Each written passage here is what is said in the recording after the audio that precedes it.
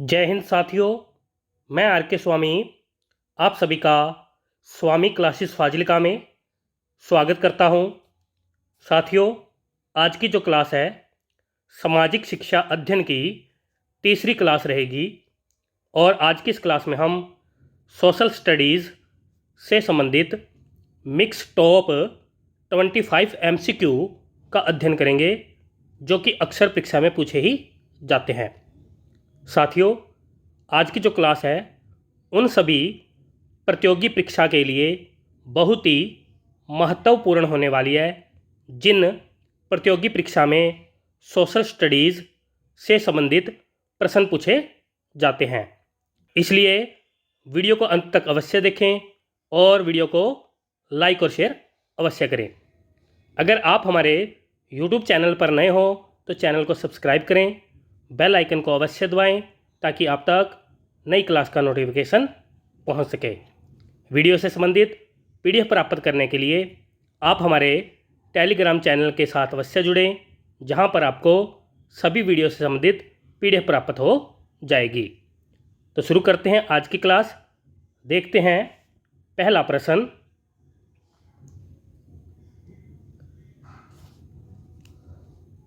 हड़प्पा सभ्यता के लोगों की सामाजिक पद्धति कैसी थी? ए विकल्प में हैं वर्ण आधारित, बी विकल्प में हैं उचित समतावादी, सी विकल्प में हैं दास आधारित और डी विकल्प में हैं इनमें से कोई नहीं। क्या उत्तर सही होना चाहिए? सभी साथी उत्तर देंगे। हड़प्पा सभ्यता के लोगों की सामाजिक पद्धति कैसी थी? जो साथी उत्तर बी विकल्प को चुन रहे हैं बिल्कुल सही है, यानी कि उचित समतावादी थी। आगे देखते हैं। सिंधु घाटी सभ्यता के संपूर्ण क्षेत्र का आकार कैसा था?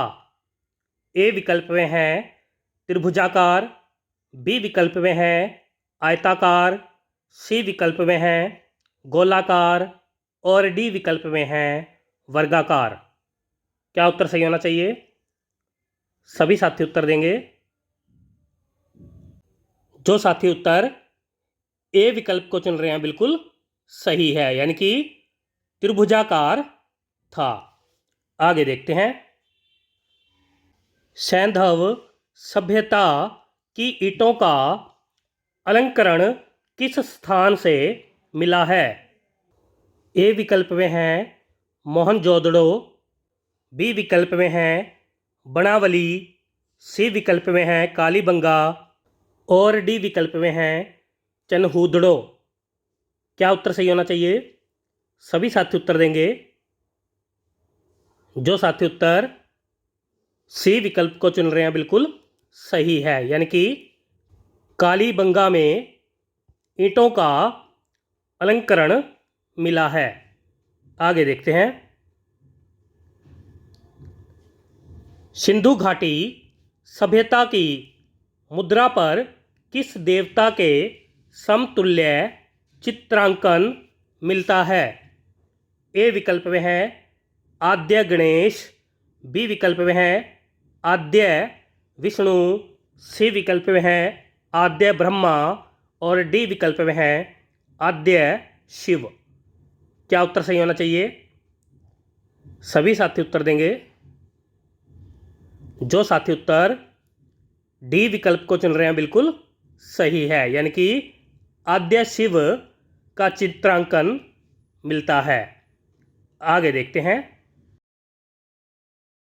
सिंधु घाटी सभ्यता का सबसे बड़ा स्नान घर कहाँ पर मिला था? ए विकल्प में है हड़प्पा, बी विकल्प में है मोहनजोदड़ो, सी विकल्प में है लोथल और डी विकल्प में है कालीबंगा। क्या उत्तर सही होना चाहिए? सभी साथी उत्तर देंगे। जो साथी उत्तर बी विकल्प को चुन रहे हैं बिल्कुल सही है, यानी कि मोहनजोदड़ो में सबसे बड़ा स्नान घर मिला था। आगे देखते हैं। निम्नलिखित में से कौन सा हड़प्पाकालीन स्थल गुजरात राज्य में था?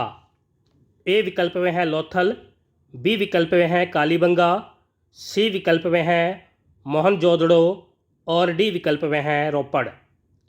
क्या उत्तर सही होना चाहिए? जो साथी उत्तर ए विकल्प को चुन रहे हैं बिल्कुल सही है, यानी कि लोथल क्षेत्र जो है गुजरात राज्य में था। आगे देखते हैं। मृतकों का टीला किस स्थल का अन्य नाम है? ए विकल्प में है हड़प्पा, बी विकल्प में है मोहनजोदड़ो, सी विकल्प में है लोथल और डी विकल्प में है कालीबंगा। क्या उत्तर सही होना चाहिए? मृतकों का टीला किस स्थल का अन्य नाम है? जो साथी उत्तर बी विकल्प को चुन रहे हैं बिल्कुल सही है, यानी कि मोहनजोदड़ो स्थल का मृतकों का टीला अन्य नाम है। आगे देखते हैं। संविधान सभा को किसने मूर्त रूप प्रदान किया था? ए विकल्प में है जवाहरलाल नेहरू जी, बी विकल्प में है महात्मा गांधी जी, सी विकल्प में है मोतीलाल नेहरू जी और डी विकल्प में है वल्लभ भाई पटेल जी। क्या उत्तर सही होना चाहिए? सभी साथी उत्तर देंगे। जो साथी उत्तर ए विकल्प को चुन रहे हैं बिल्कुल सही है, यानी कि जवाहरलाल नेहरू जी ने संविधान सभा को मूर्त रूप प्रदान किया था। आगे देखते हैं। सन 1938 ईस्वी में किसने वयस्क मताधिकार के आधार पर संविधान सभा के गठन की मांग की थी? ए विकल्प में है सुभाष चंद्र बोस जी, बी विकल्प में है महात्मा गांधी जी, सी विकल्प में है जवाहरलाल नेहरू जी और डी विकल्प में है मोतीलाल नेहरू जी। क्या उत्तर सही होना चाहिए? सभी साथी उत्तर देंगे। जो साथी उत्तर सी विकल्प को चुन रहे हैं बिल्कुल सही है, यानी कि जवाहरलाल नेहरू जी ने मांग की थी। आगे देखते हैं। भारत की संविधान सभा किसके अनुसार गठित की गई थी? ए विकल्प में है कैबिनेट मिशन योजना, बी विकल्प में है क्रिप्स योजना, सी विकल्प में है साइमन योजना और डी विकल्प में है माउंटबेटन योजना। क्या उत्तर सही होना चाहिए? जो साथी उत्तर ए विकल्प को चुन रहे हैं बिल्कुल सही है, यानी कि कैबिनेट मिशन योजना के तहत संविधान सभा गठित की गई थी। आगे देखते हैं। बी आर अंबेडकर जी का संविधान सभा में निर्वाचन किस क्षेत्र से हुआ था? ए विकल्प में है मुंबई प्रेसिडेंसी से, बी विकल्प में है पश्चिम बंगाल से, सी विकल्प में है गुजरात से और डी विकल्प में है मध्य भारत से। क्या उत्तर सही होना चाहिए? जो साथी उत्तर बी विकल्प को चुन रहे हैं बिल्कुल सही है, यानी कि पश्चिम बंगाल से। आगे देखते हैं। भारतीय संविधान सभा की स्थापना कब हुई थी? ए विकल्प में है 26 नवंबर 1949 ईस्वी को, बी विकल्प में है 10 जून 1945 ईस्वी को, सी विकल्प में है 9 दिसंबर 1946 ईस्वी को, और डी विकल्प में है 26 सितंबर 1949 ईस्वी को। क्या उत्तर सही होना चाहिए? जो साथी उत्तर सी विकल्प को चुन रहे हैं बिल्कुल सही है, यानी कि 9 दिसंबर 1946 ईस्वी को संविधान सभा की स्थापना हुई थी। आगे देखते हैं। संविधान सभा का प्रथम अधिवेशन कहाँ हुआ था? ए विकल्प में है कोलकाता, बी विकल्प में है लाहौर, सी विकल्प में है दिल्ली, और डी विकल्प में है पंजाब। क्या उत्तर सही होना चाहिए? जो साथी उत्तर सी विकल्प को चुन रहे हैं बिल्कुल सही है, यानी कि संविधान सभा का प्रथम अधिवेशन दिल्ली में हुआ था। आगे देखते हैं। संविधान सभा के प्रथम यानी कि उद्घाटन अधिवेशन की अध्यक्षता किसने की थी? ए विकल्प में है सच्चिदानंद सिन्हा जी, बी विकल्प में है BR अम्बेडकर जी, सी विकल्प में है जवाहरलाल नेहरू जी, और डी विकल्प में है सी राजगोपालाचारी जी। क्या उत्तर सही होना चाहिए? सभी साथी उत्तर देंगे।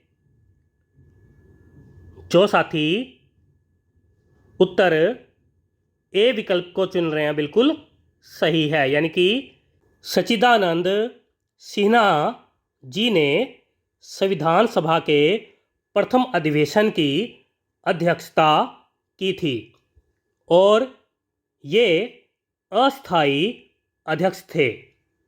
आगे देखते हैं। किसी देश की आर्थिक वृद्धि का सर्वाधिक उपयुक्त माप क्या है? ए विकल्प में है शुद्ध घरेलू उत्पाद, बी विकल्प में है सकल घरेलू उत्पाद, सी विकल्प में है प्रति व्यक्ति उत्पाद, और डी विकल्प में है शुद्ध राष्ट्रीय उत्पाद। क्या उत्तर सही होना चाहिए? जो साथी उत्तर बी विकल्प को चुन रहे हैं बिल्कुल सही है, यानी कि सकल घरेलू उत्पाद। सभी साथी याद कर लेंगे। आगे देखते हैं। प्रति व्यक्ति आय निकालने के लिए राष्ट्रीय आय को किससे भाग दिया जाता है? ए विकल्प में है देश के क्षेत्रफल से, बी विकल्प में है पूंजी के परिमाण से, सी विकल्प में है देश की कुल जनसंख्या से, और डी विकल्प में है कार्यशील जनसंख्या से। क्या उत्तर सही होना चाहिए? सभी साथी उत्तर देंगे। जो साथी उत्तर सी विकल्प को चुन रहे हैं बिल्कुल सही है, यानी कि देश की कुल जनसंख्या से भाग देंगे। आगे देखते हैं। निम्नलिखित में से कौन सी राष्ट्रीय आय के मापन की विधि नहीं है? ए विकल्प में है आय विधि, बी विकल्प में है व्यय विधि, सी विकल्प में है मूल्य वर्धित विधि, और डी विकल्प में है निवेश विधि। क्या उत्तर सही होना चाहिए? जो साथी उत्तर डी विकल्प को चुन रहे हैं बिल्कुल सही है, यानी कि निवेश विधि राष्ट्रीय आय के मापन की विधि नहीं है। आगे देखते हैं। मुद्रा स्फीति से बाजार की वस्तुएं क्या हो जाती है? ए विकल्प में है महंगी, बी विकल्प में है सस्ती, सी विकल्प में है प्रचुर मात्रा में मिलती है, और डी विकल्प में है बिल्कुल नहीं मिलती है।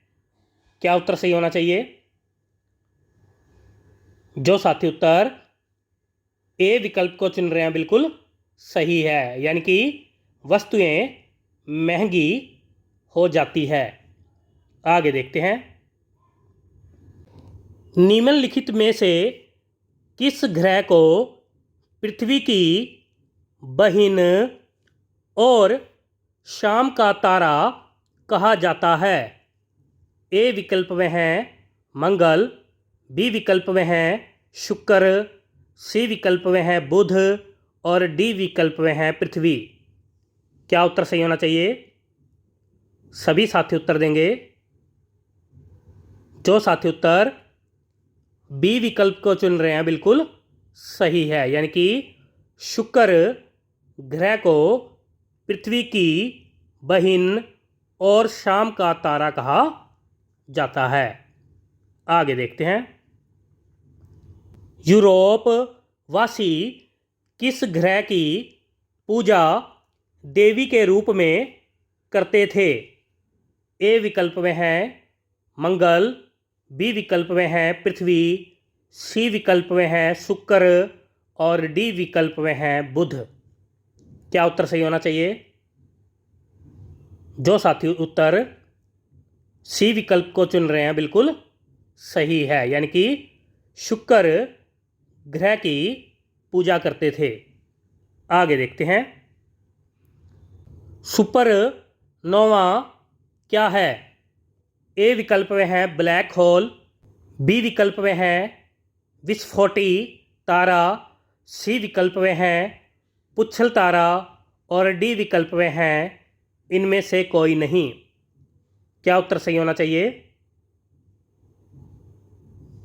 जो साथी उत्तर बी विकल्प को चुन रहे हैं बिल्कुल सही है, यानी कि विस्फोटी तारा। आगे देखते हैं। उत्तरी ध्रुव की खोज किसने की थी? ए विकल्प में है तस्मान, बी विकल्प में है जॉन केबॉट, सी विकल्प में है एमेंडसेन और डी विकल्प में है रॉबर्ट पियरी। क्या उत्तर सही होना चाहिए? जो साथी उत्तर डी विकल्प को चुन रहे हैं बिल्कुल सही है, यानी कि रॉबर्ट पियरी जी ने उत्तरी ध्रुव की खोज की थी और एमेंडसेन जी ने दक्षिणी ध्रुव की खोज की थी। आगे देखते हैं। पृथ्वी और सूर्य के मध्य अधिकतम दूरी कब होती है? ए विकल्प में है 22 दिसंबर को, बी विकल्प में है 4 जुलाई को, सी विकल्प में है 30 जनवरी को और डी विकल्प में है 25 सितंबर को। क्या उत्तर सही होना चाहिए? सभी साथी उत्तर देंगे। जो साथी उत्तर बी विकल्प को चुन रहे हैं बिल्कुल सही है, यानी कि 4 जुलाई को। आगे देखते हैं। पृथ्वी और सूर्य के मध्य न्यूनतम दूरी कब होती है?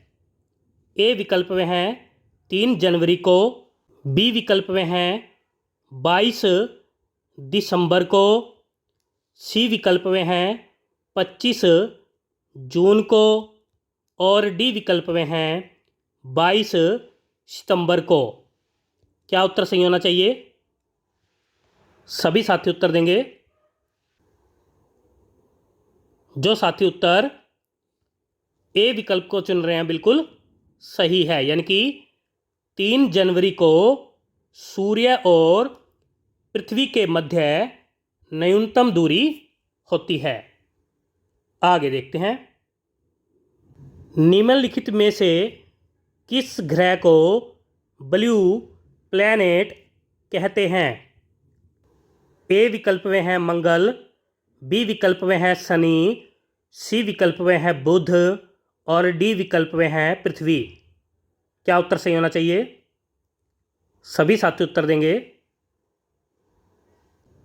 जो साथी उत्तर डी विकल्प को चुन रहे हैं बिल्कुल सही है, यानी कि पृथ्वी ग्रह को कहते हैं? सभी साथी याद कर लेंगे। प्यारे साथियों, ये थे आज के बेहतरीन 25 क्वेश्चन जो कि अक्सर परीक्षा में पूछे ही जाते हैं। आशा करता हूँ आज की इस क्लास में आपको बहुत कुछ नया सीखने को मिला होगा। इसी प्रकार से निरंतर अध्ययन करने के लिए चैनल को सब्सक्राइब करें, बेल आइकन को अवश्य दबाएं ताकि आप तक नई क्लास का नोटिफिकेशन पहुंच सके।